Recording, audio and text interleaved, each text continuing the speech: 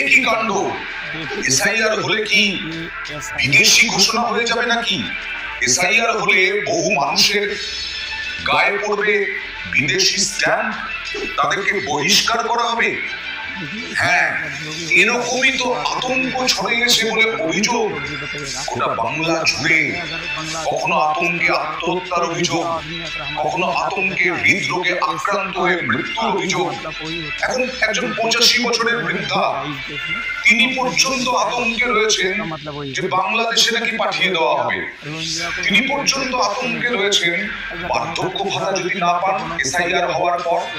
মানে ভোটার তালিকায় 2002-এর আপলোডে, সদ্য আপলোডে এসআইআর শুরুর আগে সেখানে বহু মানুষের নাম নেই, আর সেখান থেকে আরো বেশি আতঙ্ক ছড়াচ্ছে।